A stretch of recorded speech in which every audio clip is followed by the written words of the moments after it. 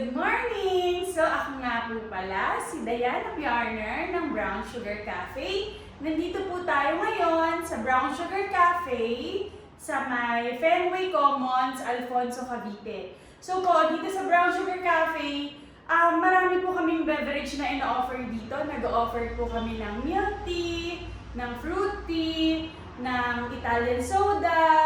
Meron din po kami ditong coffee na espresso based. Meron din po kaming iced coffee. Meron din po kaming hot coffee, ganyan, frappe, and ice blended. So sa channel po natin kasi, sa Brown Sugar, sa YouTube, marami po nagre-request na gumawa po tayo ng frappuccino. Since puro milk tea po kasi yung nandito sa channel natin, so ngayon gagawa po tayo ng frappuccino. And ang napili po namin na flavor is cookies and cream frappuccino. Okay, before po tayo mag-start, i-explain ko lang po sa inyo yung frappuccino. Once po kasi na sinabi natin na frappuccino, coffee-based po siya. Pero kasi, hindi natin napapansin yun minsan, nakala natin basta may whipped cream, frappuccino na siya. So kapag ka po yung drink natin na may whipped cream on top, ay wala po siyang coffee, ang tawag po doon ay ice blended or cream based. Pero sige, tawagin na lang natin siyang frappuccino since doon naman tayo nasanay, diba? Okay, ang ituturo po namin sa inyo ngayon ay recipe po namin dito sa Brown Sugar Cafe. Okay? Usually po, ang inuuna po namin ay yung liquid, which is milk. Okay? Kakailanganin po natin ng 100 ml ng milk. Ngayon, ang gamit po namin dito sa Brown Sugar Cafe ay ang core full cream milk. Kasi po, nakakadagdag po yung full cream milk doon sa creaminess ng ating drink. Okay? So, lalagay lang po natin siya dito sa blender. And ang blender naman po na ginagamit namin dito ay yung industrial blender po ni JTC. Kumuha na rin po kami nitong may silencer para if ever na meron client dito na naka-dine-in, ganyan, hindi masyadong maingay kung meron tayong silencer, no? So, nilagay ko na po dito yung 100 ml ng milk natin. Kakailanganin po natin ng 2 scoops ng Frappe base ni Top Creamery. Meron pong nagtatanong, bakit daw po ba Frappe base yung kailangan natin gamitin? Hindi daw po ba po pwedeng non-dairy creamer na lang yung gamitin natin? Kaya po Frappe base yung ginagamit natin. Ito po kasi yung nagsisilbi na binder, no? Nung ating flavor at saka po nung ice. Kung mapapansin po ninyo, di ba? Halos lahat naman po siguro sa atin nakatikim na po ng shake. So yung shake, kapag po ininom po natin yung shake, parang nauubos una yung ating flavor, tas parang naiiwan yung yellow. Ito pong Frappe base ay nagsisilbing stabilizer po, and parang siya po yung nagko-combine doon sa ice at saka po doon sa powder. Para hindi po siya pag ininom na uuna yung flavor at naiiwan po yung ating yellow. So kakailanganin po natin ito. Kung wala po kayong ganito, shake na lang po siya. Hindi na po siya magiging frappuccino or ice blended drink, no? So tandaan niyo po, Frappe base po, 2 scoops para po sa 16 ounce.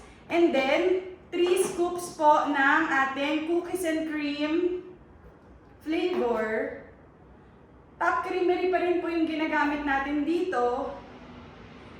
Ang kagandahan po sa powders ni Top Creamery, yung same cookies and cream powder na ginamit natin doon sa ating milk tea is the same cookies and cream powder na gagamitin po natin ngayon sa ating ice blended drink or frappuccino. So marami pa po siyang use actually. Pwede nyo siyang gamitin sa milk tea, sa shake, sa slush, sa ice candy, or dito sa frappuccino.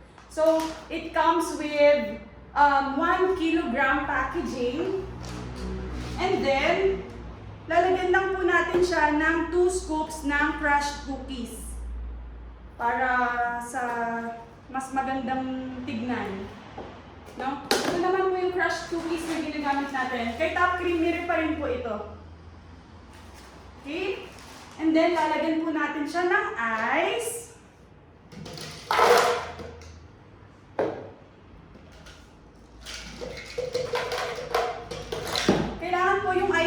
sakto lang din po dun sa drink na gagawin ninyo kasi minsan po sumasobra tayo sa ice and then yung drink natin ay magiging medyo matabang na po siya. So takpan lang natin ito. Ang kagandahan po ng industrial blender pala ay pwede nyo po siyang gamitin ng walang patayan. No? So i-blend lang po natin ito, tapos babalik po tayo kapag ready na po siya.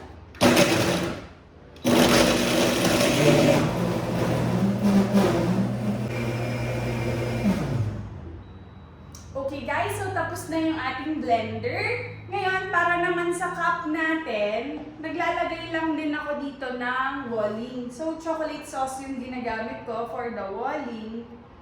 And then, may mga nagtatanong din po sa YouTube kung saan daw po ba ako bumibili ng mga top creamery products ko po.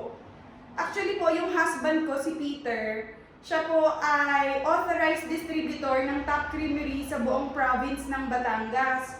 So lahat po ng Top Creamery namin, sa kanya po namin nabibili.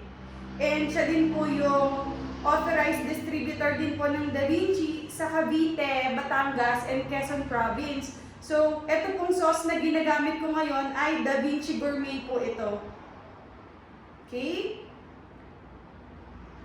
And then, so mag-walling lang tayo ng ganyan. Tapos, sasali na natin itong cookies and cream na Frappe natin. So, dahan-dahan lang.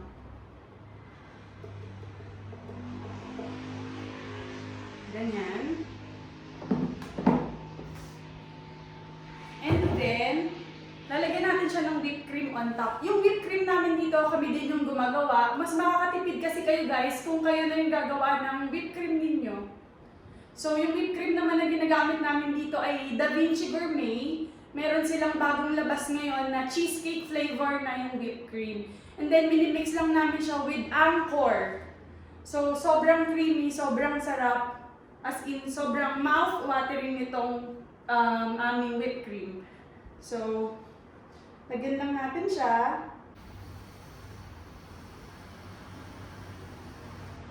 And then, lalagyan lang natin siya ng crushed cookies on top.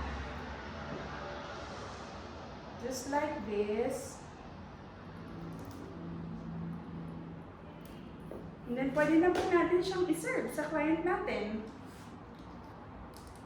Nakagawa na po tayo ngayon ng cookies and cream ice blended drink. Enjoy!